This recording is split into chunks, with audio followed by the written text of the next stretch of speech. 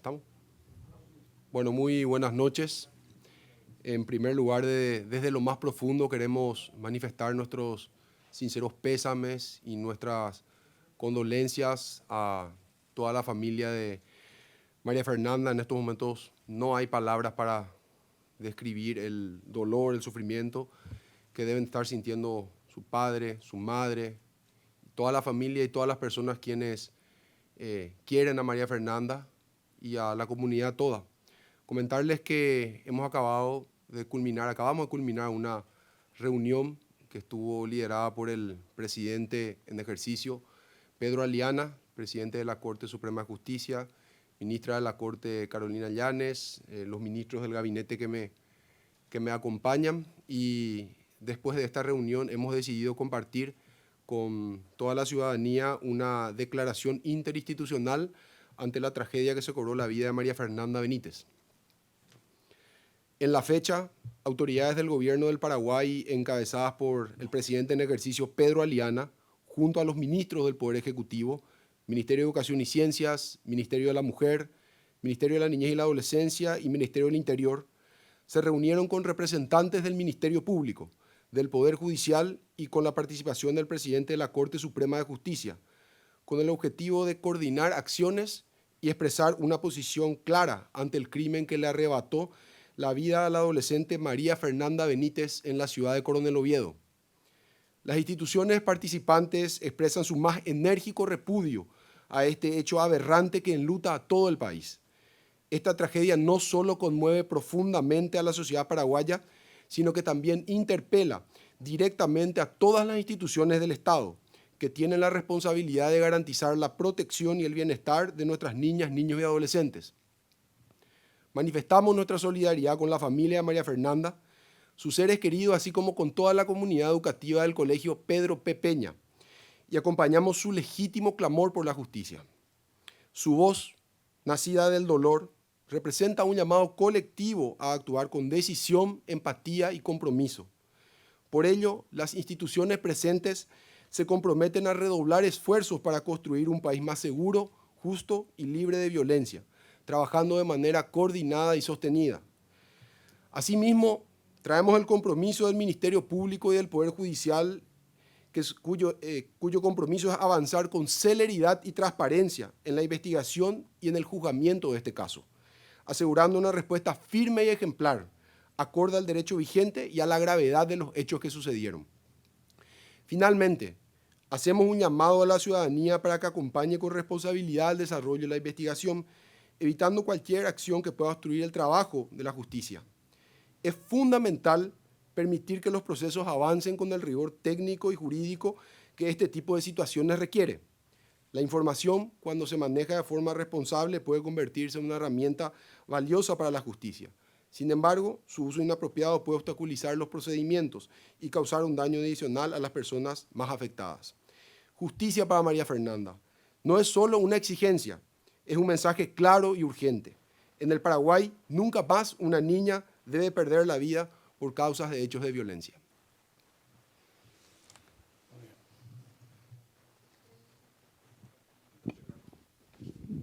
Sí, ministro, Ricardo Roa de Telefuturo. Lamentablemente, ministro, tenemos que decir que este no es un hecho aislado.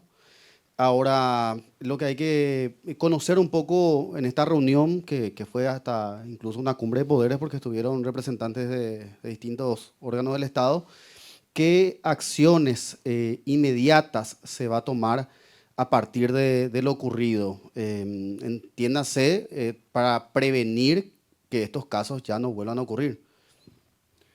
Bueno, en lo que respecta a la investigación, está avanzando su curso normal, pero aquí estamos también presentes instituciones, ministerios, que trabajamos más en la parte preventiva y de política pública. Por eso está acá el ministro de Educación, Luis Ramírez, está la viceministra de Mujer en representación de la ministra Cintia. Y bueno, son diferentes acciones que estamos también ya coordinando, hablando. Se está trabajando en un programa que se llama Noviazgo sin Violencia, por ejemplo, que está encabezando el Ministerio de la Mujer en coordinación con el Ministerio de Educación, pero hoy estuvimos también conversando y trabajando en que debemos triplicar o cuadruplicar los esfuerzos en ese sentido y se ha tomado la determinación de formar, por decirlo de una manera, un ejército de funcionarios de las diferentes instituciones del Estado para poder trabajar en la prevención en esta área puntualmente, independientemente de todas las otras áreas que trabajamos en prevención, que se pueda llevar adelante en forma simultánea en los 17 departamentos del país, ¿verdad? Nos damos cuenta de que los esfuerzos se tienen que multiplicar y creemos que esto es un compromiso, o debe ser un compromiso y también una responsabilidad, no solamente una institución, ¿verdad?, sino que del gobierno y del Estado en su conjunto. En ese sentido, como dije, estamos proyectando para que en forma inmediata podamos avanzar de esa manera. Aquí con el ministro del Interior también, la semana que viene, si todo va bien, vamos a estar remitiendo desde el Poder Ejecutivo un proyecto de ley que sí lo venimos trabajando ya hace meses y que es también un proyecto que, un clamor popular, por decirlo de una manera, sobre una ley que facilite y coordine mejor los procesos de búsqueda y localización de personas extraviadas, con un particular énfasis en niños, niñas y adolescentes, que va a crear incluso también un sistema de alertas. Así que son varias las acciones, tuvimos varios casos, no podemos desconocer, varios casos que se dieron justamente en estas semanas y bueno, los equipos están terminando también ya el trabajo como para que sea una iniciativa del Poder Ejecutivo la aprobación de ese proyecto de ley. Buenas tardes, Diego Díaz de ABC. El caso que nombró ministro también demuestra que existe hoy en día lugares en donde se pueden recurrir, a donde se pueden recurrir, mejor dicho, para realizar abortos clandestinos. El gobierno tiene una línea en contra de la despenalización del aborto, que, bueno, creo que eso no va a cambiar. Sin embargo, ¿qué hacen desde el gobierno para combatir con este tipo de establecimientos? Porque se hablaba de una farmacia que había suministrado un producto a esta joven. Ella consumió esto y, bueno, también después ya está toda la historia que conocemos ya a través de los medios de comunicación. ¿Qué hace el gobierno? No se habló de esto. Bueno, yo creo que hay que ser muy cuidadosos ahí con mezclar los tantos. Evidentemente, por las informaciones que tenemos, que creo que son de público conocimiento, María Fernanda no quiso abortar. Eso es lo que surge de los diferentes, incluso publicaciones que se están teniendo. Pero sí, en lo que guarda a relación, nosotros como gobierno tenemos una política y una posición muy clara, que es la de defender lo que dice nuestra Constitución. Ahora el ministro de Educación, con todos nosotros estamos avanzando en la implementación de diferentes estrategias dentro de las escuelas o del sistema educativo para trabajar lo que es el área de la sexualidad, pero vinculado también con la afectividad. Osmar Henry de Unicanal. También hablando sobre un caso de hace unos días en el barrio San Francisco que involucra también a un adolescente en el aspecto de seguridad, ¿qué se va a hacer? Bueno, en el caso de Alfredo, desde el punto de vista policial, la reacción, como en el de María Fernanda y también en el caso de Gabriel, fueron resoluciones relativamente rápidas. O sea, no se tenía ni un dato y sin embargo por reconocimiento facial, por trabajo de inteligencia, se obtuvo y se detuvo no solamente al responsable, sino también a su pareja y se ubicó el arma, ¿verdad? Aún así, nos falta mucho desde el punto de vista preventivo y yo creo que enlazando esto con la pregunta anterior del colega de Telefuturo, ustedes, creo que la mayoría estuvo en un esfuerzo que el gobierno lanzó que se llamaba "Hay excusas que matan", cuando hablábamos de la violencia familiar, de la violencia al interior de los seres queridos, cosas muy difíciles de prever. Creo que nadie se puede entender realmente qué es lo que pasó y qué no pasó, pero lo que quiero decir nomás es que nosotros necesitamos también que la sociedad nos ayude y que pueda identificar este tipo de conductas complicadas para intentar adelantarnos a los hechos y llegar a tiempo, ¿verdad? Y no solamente aclarar los hechos cuando suceden, ¿verdad? Porque si no el Estado llega tarde, ¿verdad? Entonces, en todos los casos la policía ha actuado rápidamente. En el caso de María Fernanda, yo tengo el informe del comandante de la policía, prácticamente escuchando al Emir diciendo también de que había fallecido el día que desapareció. y se llegó frente a la casa y no, cuando llegó la fiscal se pudo ingresar a la casa. Por eso también tenemos que tener mucho cuidado en preservar las escenas del crimen, porque ahí pueden haber pruebas que impliquen quizás a más gente. Entonces, nuestro trabajo es evitar que haya justicia por mano propia y tratar de mantener el Estado de Derecho funcionando. De nuestros tiempos, hoy sacamos el compromiso claro del Poder Judicial y la Fiscalía, que no están acá porque no pueden preopinar ante hechos judiciables, pero que están plenamente de acuerdo que un hecho como este no puede dejar indiferente a ni un solo habitante de este país. Yo no creo que nadie pueda permanecer indiferente o que no le duela, ¿verdad? Todo lo que tenemos hijos nos cuesta mucho aceptar estas cosas y uno se siente a veces un poco impotente ante estas circunstancias. ¿No se evaluó elevar las penas para menores de edad?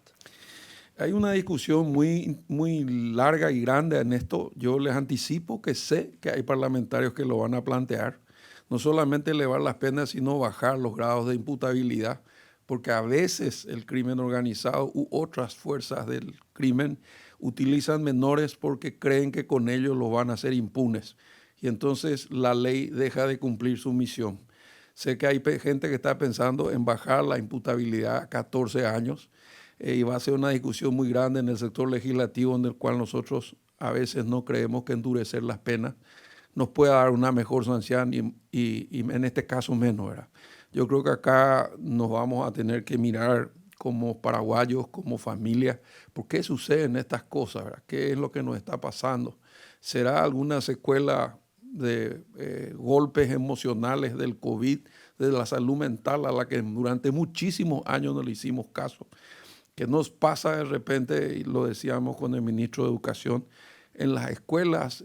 ¿Por qué los jóvenes no buscamos resolver nuestros problemas de otra manera, sin decisiones tan fuertes, tan definitivas, que se hacen tanto daño a sí mismos y a los demás? Por eso es que nos convocó el vicepresidente, el presidente en ejercicio, y vinimos todos volando, muy preocupados. Hay que dar la cara, hay que buscarle soluciones, no nos vamos a rendir. Y creo que hay voluntad política de los tres poderes del Estado para enfrentar este problema. Yo les puedo decir como ministro del Interior, más del 80% de los delitos de Capital y Central tienen origen en drogas y estamos hablando siempre de 90.000 jóvenes de menos de 25 años que caen en las drogas, quizás también por el mismo vacío, falta de oportunidades, quizás error de diseños de las políticas públicas nuestras. Veremos, ¿verdad? Pero realmente todos nos tenemos que preguntar, porque así como están las cosas, quizás le pueda pasar a cualquiera, ¿verdad? No queremos más que suceda esto. Por eso es que sacamos este comunicado. Sí, adelante. Desde el Ministerio de Educación, para el ministro Luis Ramírez, desde el punto de entender un poquito cómo funciona la sociedad también, ministro, porque estamos hablando de un hecho claramente de machismo. Y en ese sentido, ¿cómo es que se abordan desde las instituciones educativas esta problemática? Cuando muchas veces no hacemos mucho lío por una palabrita que es género y otras cuestiones más, para no analizar realmente el problema de fondo. Y en este sentido, ¿cuál es el planteamiento desde la educación para resolver esto tan grave que sucede a la sociedad? Mira, sin dudas, es un hecho grave. Cuesta mucho hoy expresarnos en medio del dolor, de la tristeza, de la consternación. Pero sí tenemos que hacernos ese planteamiento de qué nos está pasando como sociedad en la convivencia, en el convivir, en el vivir con otros, en donde estamos empezando a tener dificultades nunca vistas o que nunca hemos vivido con la intensidad que vivimos en estos últimos años. El ministro Enrique Riera hablaba de pospandemia y hay que reconocer que una de las cuestiones que perdimos es esa convivencia en donde el otro tiene un lugar en mi vida. Cuando un humano no es capaz de reconocer al otro en convivencia con uno, es cuando ocurren estas cosas. ¿Y por qué ocurren estas cosas? Porque la afectividad es el centro. O sea, ¿cómo le vamos a educar a los niños en la afectividad, en el recibir afecto y dar afecto. Ese es el gran desafío de la educación hoy. ¿Cómo entendemos el desarrollo de la afectividad? Después vendrá la sexualidad, después vendrán otras situaciones, pero si no educamos para el desarrollo de la afectividad, estas cosas pueden seguir pasando. Y voy a contar solamente un detallito ahí pequeño. Hay una etapa en la vida cuando el niño nace, que es cuando la mamá le amamanta al niño y se genera una conexión visual y se genera la etapa que se llama del enamoramiento, cuando a través de gestos, de sonidos, ese niño sonríe, ese niño juega con esa mamá, con ese papá, con ese adulto, ahí es cuando el humano aprende a ser humano. Niños que no vivan ese desarrollo y esa etapa son adultos que pueden hacer daño sin escrúpulos. Entonces, fíjense la importancia que tiene que en estos primeros años de vida nosotros trabajemos con las familias, trabajemos con las madres, trabajemos el concepto del cuidado, trabajemos el concepto del cobijo, trabajemos el concepto del abrazo, trabajemos el concepto de mirarnos, de reconocer, porque ahí se construye la afectividad. Y creo que esa es una de las crisis hoy, porque muy rápido queremos ponerle a nuestros hijos en torno a algún aparato, algún celular, alguna tablet, incluso hasta para que coma, ¿verdad? Entonces, estamos generando procesos que no contribuyen al desarrollo del ser humano. Y esto, cuando llega a etapas críticas o llegan momentos más difíciles como la adolescencia, pegan un salto, pegan una explosión que nos hace tener actitudes no humanas. Entonces, ¿qué estamos haciendo y qué vamos a hacer? Estamos trabajando el proyecto de desarrollo de la afectividad y la sexualidad. Lo estamos haciendo. Hemos comenzado ese trabajo en los primeros años, en los primeros grados. Tenemos también una guía de trabajo con los adolescentes en donde estamos trabajando y uno de los hitos muy importantes en la adolescencia es la pareja y finalmente tenemos también una guía para los alumnos de la educación media sobre el sentido de la vida, porque esta es la otra cuestión que hemos perdido, el sentido de la vida. Tenemos que preguntarnos cómo queremos vivir y eso es algo que está ausente. Voy a poner simplemente un ejemplo. Un chico decide qué va a seguir, qué carrera va a seguir, pero nunca se pregunta cómo quiere vivir. Ese es el sentido de la vida. Y la educación tiene que recuperar el sentido de la vida. Y eso es lo que estamos trabajando a través de programas muy concretos. Pero evidentemente hay situaciones que a veces salen de una posibilidad humana y tienen este tipo de final muy triste, por cierto, para todos.